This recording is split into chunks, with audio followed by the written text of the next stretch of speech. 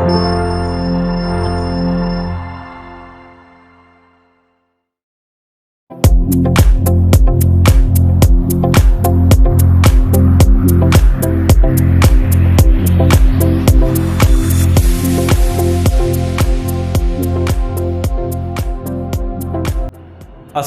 students, how are you all? I hope you all are fine and safe at your home. This is Imran Aziz from my channel shahrija.com. कैसे हैं आप सब लोग? उम्मीद है खैरियत से होंगे।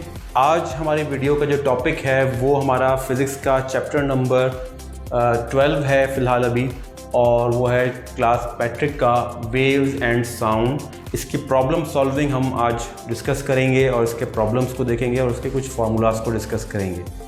तो चलते हैं अपने वीडियो की तरफ। जी स्टूडेंट्स, तो सबसे पहले हम चैप्टर के फार्मूलाज को थोड़ा सा उसका ओवरव्यू देख लेते हैं।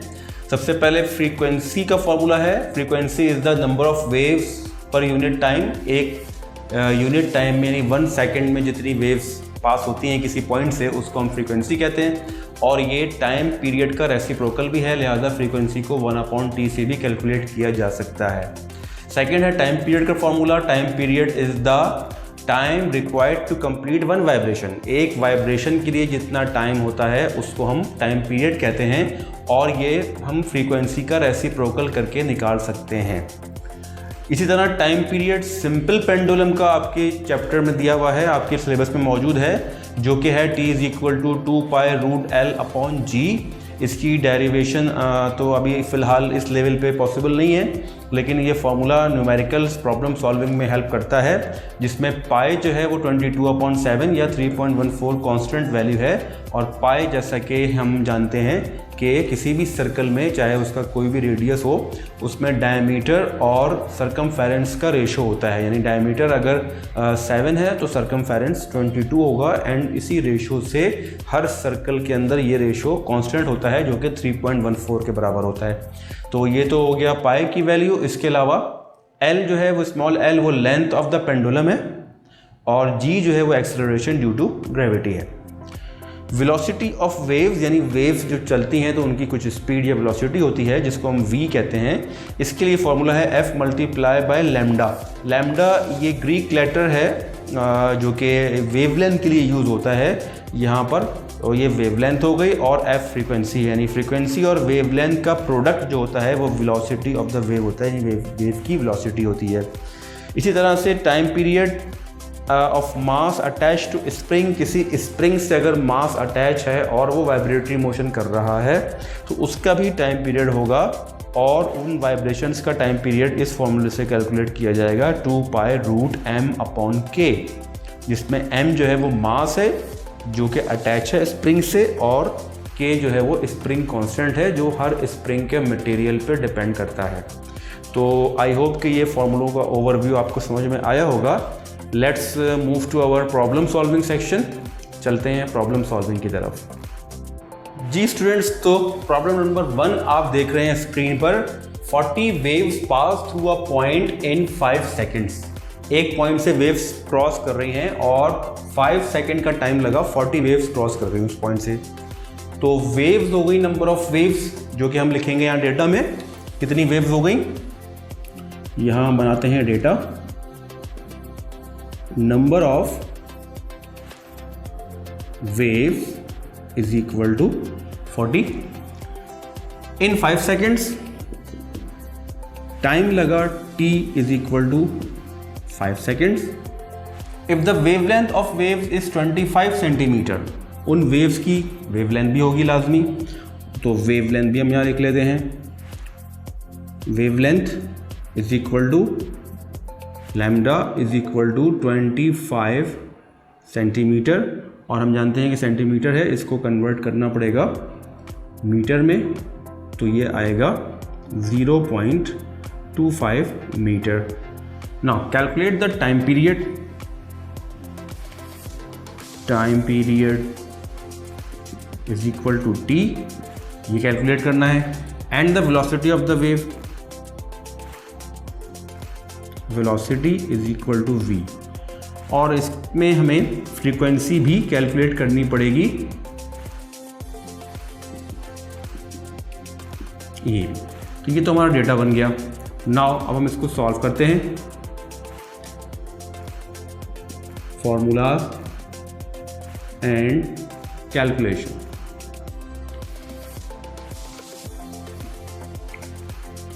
तो फॉर्मूला सबसे पहले तो हम करेंगे फ्रीक्वेंसी के लिए, फॉर फ्रीक्वेंसी एफ। तो एफ के लिए फॉर्मूला देखिए, अगर वहाँ पर फॉर्मूला हमारे सामने लिखा हुआ है, दो फॉर्मूले हैं एफ के लिए, एक तो है number of wave divided by time और एक है 1 अपॉन टाइम पीरियड। तो हम देख रहे हैं कि चूँकि टाइम पीरियड अभी गिवन नहीं है, अभी हमें कैलकुलेट नहीं किया है, तो हम फ्रीक्वेंसी को टाइम पीरियड वाले इस फॉर्मूले से हम कैलकुलेट नहीं कर सकते, लिहाजा हम अब ये फार्मूला यूज़ करेंगे क्योंकि नंबर ऑफ़ वेव्स और टाइम दिया हुआ है। तो नंबर ऑफ़ वेव्स 40 है और टाइम दिया हुआ है 5 second. This is not the time period, ये टाइम पीरियड नहीं है, ये टाइम है 40 वेव्स का। एक वेव का जो टाइम होता है उसको हम कहते हैं टाइम पीरियड। तो ये तो जस्ट टाइम है 40 वेव्स का। तो हम यहाँ फॉर्मूला लिखेंगे number of waves divided by time, और वेव्स हैं 40 और टाइम है 5 सेकेंड्स का, तो ये आ जाएगा 8 hertz. Hertz is the unit of frequency. Now frequency भी कैलकुलेट कर ली। नंबर 2 फॉर, अब हम टाइम पीरियड कैलकुलेट कर सकते हैं। फॉर टाइम पीरियड t, तो t is equal to 1 upon f, यानी 1 अपॉन 8, और जो हमने डिवाइड किया ये, तो ये आ गया 0.1 और 25 और ये सेकेंड। तो ये तो आ गया हमारा टाइम पीरियड। इसको आप डिवाइड करके कैलकुलेट कर सकते हैं। टाइम पीरियड भी कैलकुलेट हो गया हमारा। ये टाइम है 1 वेव का टाइम, जो कि टाइम पीरियड कहलाता है। तीसरे नंबर पे हमसे पूछा जा रहा है velocity of the wave for velocity यानी v, और हम जानते हैं वेलोसिटी का फॉर्मूला है frequency multiply by wavelength. Frequency हमने भी कैलकुलेट की जो कि 8 हर्ट्ज़ है, और वेवलेंथ जो कि हमें ऑलरेडी गिवन है वो है 25 सेंटीमीटर यानी 0.25 मीटर। तो 0.25 मीटर, तो ये आंसर आएगा v इज इक्वल टू, ये बन जाएगा 2 मीटर पर सेकेंड। तो ये हमारा आंसर हो गया वेलोसिटी, और हमने टाइम पीरियड भी कैलकुलेट कर लिया और वेलोसिटी भी कैलकुलेट कर ली और फ्रीक्वेंसी भी कैलकुलेट कर ली। तो ये हमारा न्यूमेरिकल उम्मीद है कि आपको ये क्लियर हुआ होगा। तो चलते हैं नेक्स्ट प्रॉब्लम की तरफ। जी स्टूडेंट्स, प्रॉब्लम नंबर 2 आपकी स्क्रीन पे है। Wavelength of wave is 0.1 nm यानी nanometre. Its speed is 3 × 10⁸ metre पर second. What is the frequency of the waves? Wavelength दी हुई है वेव की 0.1 नैनोमीटर, स्पीड दी हुई है 3 × 10⁸, जो हमने यहाँ लिख लिया। वेवलेंथ जो है वो 0.1 नैनोमीटर है, और नैनो का मतलब होता है 10⁻⁹, यानी 0.1 मल्टीप्लाई बाय n यानी मल्टीप्लाई बाय 10⁹। तो 0.1 × 10⁻⁹ मीटर्स, ये मीटर में कन्वर्ट हो गया, और स्पीड v है 3 × 10⁸ मीटर पर second. What is the frequency of the wave? Frequency f calculate करनी है। तो जल्दी से बताइए कि फॉर्मूला हमारा कौन सा लगेगा। आप देख रहे हैं इन फार्मूलाज में, ये फार्मूला है वेलोसिटी ऑफ द वेव्स का, जिसमें वेलोसिटी, फ्रीक्वेंसी और वेवलेंथ आ रही है, जो यही तीनों चीज़ें यहाँ दी हुई हैं। तो हम लिखेंगे अकॉर्डिंग टू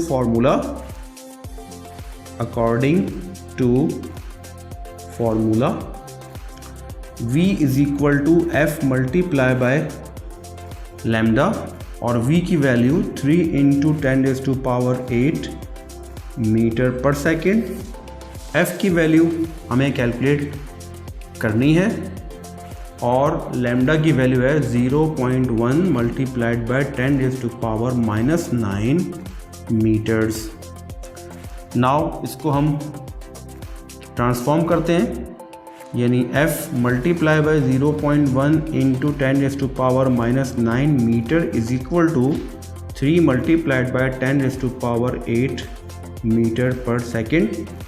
अब ये 0.1 और 10⁻⁹ मल्टीप्लाई हो रहा है f से, इसको राइट साइड पे ले जाएंगे तो ये डिवाइड हो जाएगा, 3 × 10⁸ से, यानी 0.1 × 10⁻⁹ मीटर। तो मीटर से मीटर कैंसिल हो गया और 0.13 डिवाइडेड बाय 0.1 ये आएगा 30 मल्टीप्लाइड बाय 10⁸ और ये 10⁻⁹ ऊपर जाएगा तो ये इसमें ऐड हो जाएगा और ये पर सेकंड ऐसे आ गया। तो 30 × 10⁻17 हर्ट्ज़, यानी ये फ्रीक्वेंसी की वैल्यू आएगी। पर सेकंड को हम हर्ट्ज़ कहते हैं। जी स्टूडेंट्स, तो प्रॉब्लम नंबर 3 आपकी स्क्रीन पे है, जो आपके टेक्स्ट बुक के पेज नंबर 261 पे प्रॉब्लम नंबर 3 है। Radio station broadcast an AM wave amplitude modulation. ये वेव्स होती हैं जो रेडियो स्टेशन से टेलीकास्ट की जाती हैं जब हम रेडियो सुनते हैं। FM रेडियो, आजकल तो FM रेडियो है, पहले काफ़ी अर्से पहले जो है वो AM रेडियो वेव्स होती थी और FM भी होती थी। आजकल सिर्फ FM रेडियो वेव्स ने फ्रीक्वेंसी मॉड्यूलेशन और AM, ये 2 रेडियो वेव्स हैं। AM वेव्स जो है एक रेडियो स्टेशन से ब्रॉडकास्ट हो रही हैं और डिलीवर हो रही हैं। उनकी फ्रीक्वेंसी है 1230 × 10⁻³ हर्ट्ज़, जबकि FM वेव भी ब्रॉडकास्ट हो रही हैं उस रेडियो स्टेशन से जिसकी फ्रीक्वेंसी है 91.9 × 10⁻6 hertz. Find the distance between 2 adjacent crests और ट्रफ्स। उन वेव्स के 2 एडजेसेंट क्रेस्ट्स या 2 एडजेसेंट ट्रफ्स, इन दोनों के बिटवीन डिस्टेंस कैलकुलेट करें। सबसे पहले तो हम इसका डेटा बनाते हैं कि फ्रीक्वेंसी दी हुई है दोनों वेव्स की, जो कि हमने यहाँ पर लिख ली frequency for AM waves. AM waves के लिए डेटा अलग बनेगा और FM वेव्स के लिए डेटा अलग बनेगा। सबसे पहले फ्रीक्वेंसी ऑफ AM वेव, जिसको हमने सपोज कर लिया F1 और उसकी वैल्यू है 1230 × 10⁻³ हर्ट्ज़, ठीक है। उसके बाद स्पीड है AM वेव्स की, जो यहाँ लिखा हुआ है speed of AM and FM waves is 3 × 10⁻10 centimetre पर सेकेंड, यानी दोनों की स्पीड सेम है, इसलिए स्पीड ऑफ AM वेव्स हम लिखेंगे 3 × 10⁻10 सेंटीमीटर पर सेकेंड, जिसको हम कन्वर्ट कर लेंगे SI यूनिट्स में। वो हो जाएगा वो 3 × 10⁸ मीटर पर सेकेंड, यानी 100 से डिवाइड करना पड़ेगा। 1 मीटर में 100 सेंटीमीटर्स होते हैं। डिस्टेंस बिटवीन 2 एडजेसेंट क्रेस्ट और troughs is equal to wavelength. ये हमें पता है कि वेवलेंथ की डेफिनेशन के अकॉर्डिंग 2 एडजेसेंट क्रेस्ट या ट्रफ्स के बिटवीन डिस्टेंस को हम वेवलेंथ कहते हैं और वेवलेंथ लैम्डा से शो किया जाता है। इसलिए AM वेव्स की चूँकि फ्रीक्वेंसी F1 और वेलोसिटी V1 रखी जा रही है, लिहाजा उसकी वेवलेंथ हो जाएगी λ1।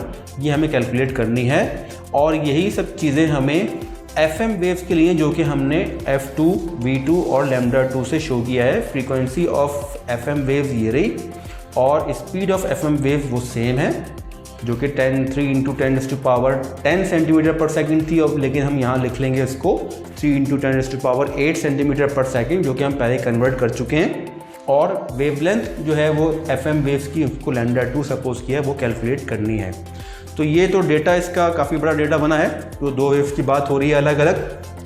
अब हम फॉर्मूला और कैलकुलेशन करेंगे दोनों के लिए अलग अलग। For AM waves according to formula, आप देखिए कौन सा फॉर्मूला यहाँ अप्लाई होगा।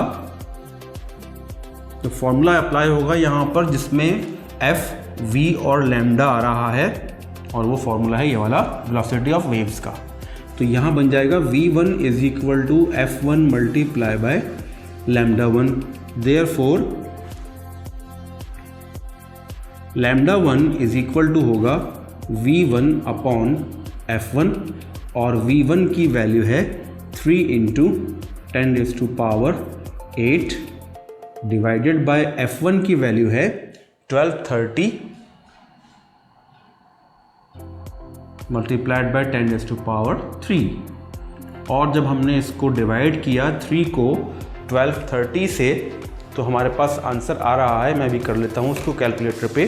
0.002439 इंटू 10⁻8 - 3, यानी ये बन गया 0.002439 इंटू 10⁻5 और ये मीटर। और ये 10⁵ जब इससे मल्टीप्लाई करते हैं तो ये बन जाता है 100,000, यानी 5 ज़ीरो हैं।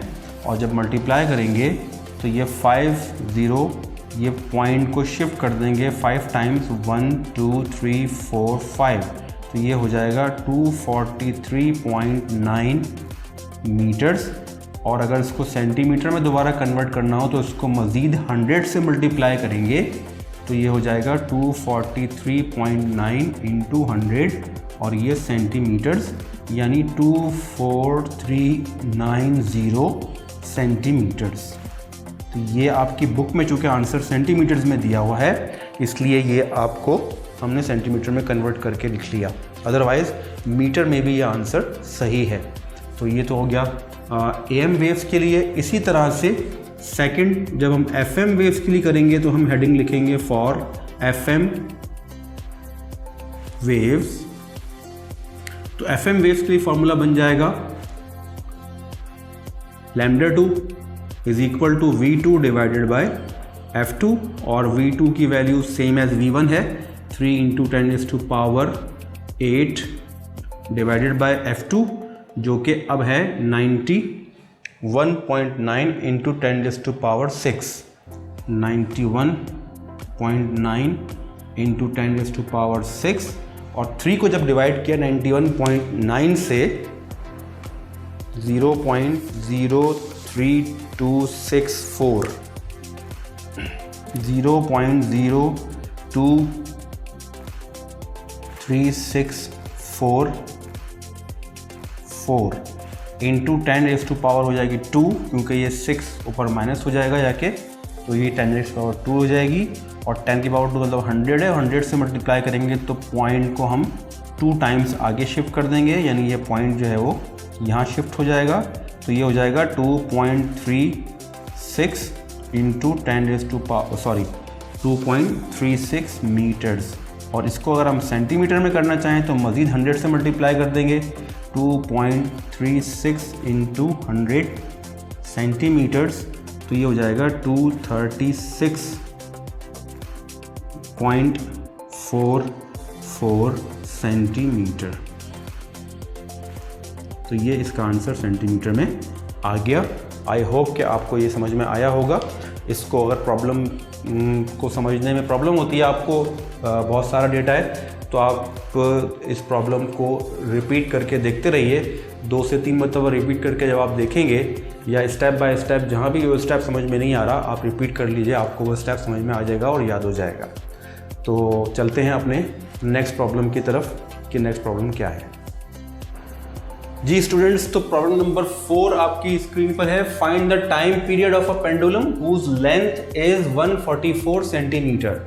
एक पेंडुलम का टाइम पीरियड कैलकुलेट करना है जिसकी लेंथ 144 सेंटीमीटर है। तो सबसे पहले तो लेंथ ऑफ पेंडुलम हम लिख लेंगे जो कि गिवन है क्वेश्चन में। तो length of pendulum is equal to L is equal to 144 centimetre. इसको मीटर में कन्वर्ट कर लेंगे 100 से डिवाइड करके, तो 1.44 मीटर आ जाएगा। अब यहाँ पर मसला ये है कि टाइम पीरियड कैलकुलेट करना है। तो time period of simple pendulum, इसका फॉर्मूला है 2π√L/G। तो इसमें हमें सिर्फ लेंथ दी हुई है, बाकी G और पाई चूँकि कांस्टेंट है, ये वैल्यू हम खुद ही लिखेंगे। तो पाई की वैल्यू जो है वो 3.14 होती है, जबकि G की वैल्यू जो है वो एक्सेलरेशन ड्यू टू ग्रेविटी है। आप चाहें तो वो 10 ले सकते हैं, चाहे तो आप इसकी एग्जैक्ट वैल्यू 9.8 ले सकते हैं। तो हम 9.8 मीटर पर स्क्वायर सेकंड ले लेते हैं। और लेंथ इसकी है और टाइम पीरियड कैलकुलेट करना है, तो हम लिखेंगे time period is equal to T is equal to, ये हमें कैलकुलेट करना है। तो ये आपको समझ में आ रहा होगा। अब हम इसी टाइम पीरियड को हम देखते हैं। तो पेंडुलम का जो टाइम पीरियड है इसका ये फॉर्मूला है, according to formula t is equal to 2 pi root L upon g. 2 multiply by pi की वैल्यू लिखी हमने 3.14 और रूट एल की वैल्यू लिखी 1.44 डिवाइडेड बाय जी यानी 9.8।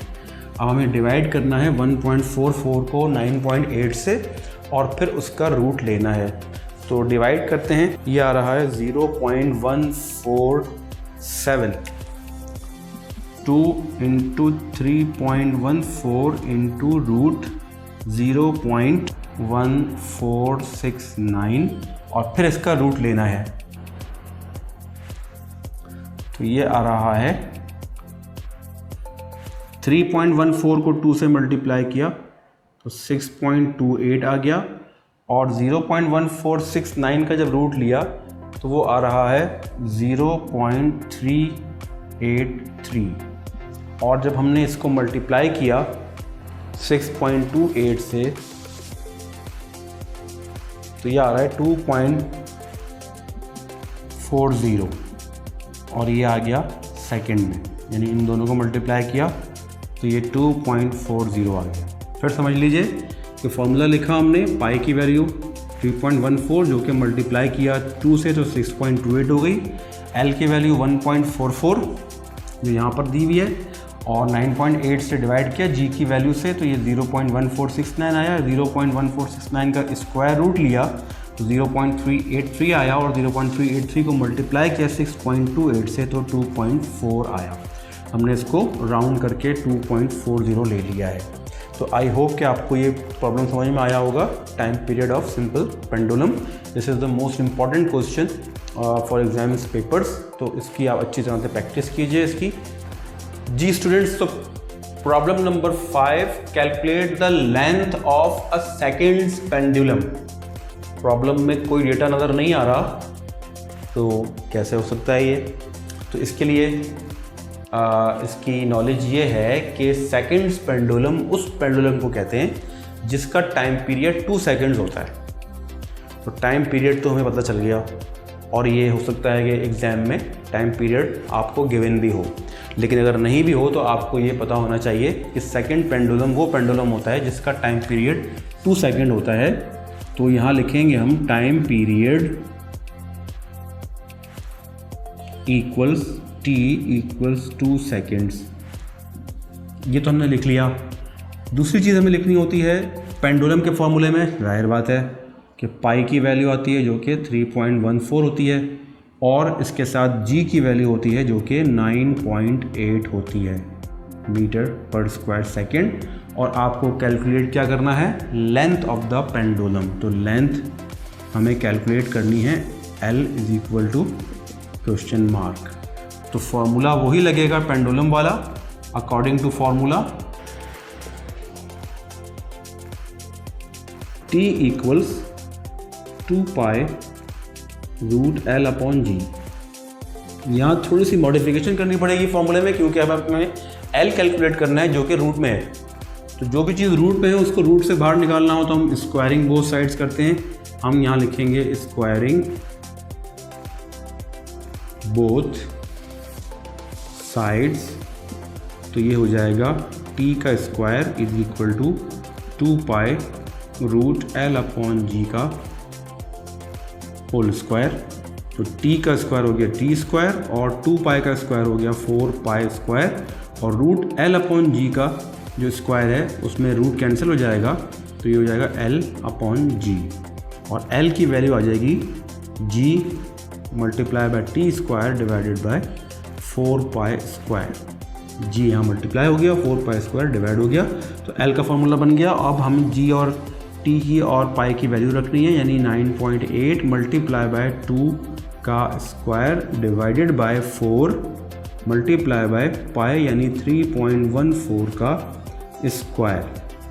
तो ये आया 9.8 multiplied by 4 divided by 4 multiply by 3.14 का स्क्वायर होता है 9.81, 4 से 4 कैंसिल हो गया और 9.8 को डिवाइड किया 3.14 के स्क्वायर से अभी कर लेते हैं, यानी कि 3.14 का स्क्वायर लिया तो ये हो गया 9.8596 आ रहा है। इसको हम लिख लेते हैं 9.8596, यानी ये 9.8 को हमें डिवाइड करना है 9.8596 से, तो 9.8 डिवाइडेड बाय 9.8596 तो ये आ गया 0.9939 और 39 यानी कि इसको राउंड करते हैं तो 0.994 मीटर ये आता है। अप्रॉक्सीमेटली इक्वल टू ये है 1 मीटर के। वैसे एग्जैक्ट आंसर इसका 0.994 मीटर है। तो ये लेंथ हो गई पेंडुलम की, जिसका टाइम पीरियड 2 सेकेंड है, उसकी लेंथ 1 मीटर होती है at the surface of earth. अब किसी और प्लैनेट की बात होगी तो वहाँ डिफरेंट टाइम पीरियड होता है, वहाँ पर डिफरेंट लेंथ हो जाती है। तो ये आई होप कि आपको क्लियर हुआ होगा। तो ये थे सारे वो प्रॉब्लम्स, इंपॉर्टेंट प्रॉब्लम्स जो कि इस चैप्टर के हवाले से यहाँ हमें प्रैक्टिस करनी है। तो इनको ज़रूर देखिएगा, उम्मीद है कि आपको समझ में आया होगा। और ये ज़रूर कीजिए कि अगर आपको ये वीडियो अच्छी लगी है, समझ में आई है, तो इसको लाइक ज़रूर कीजिएगा। मेरे चैनल को सब्सक्राइब कर दीजिए अगर आपने सब्सक्राइब नहीं किया है। थोड़ा सा वक्त लगता है, जस्ट एक क्लिक करना होता है और बेल आइकॉन को अगर क्लिक कर देंगे तो आपको मेरी वीडियोस जो है वो पहले से नोटिफिकेशन मिलते रहेंगे। अगली वीडियो तक के लिए मुझे इजाज़त दीजिए। Thank you very much. अल्लाह हाफ़िज़।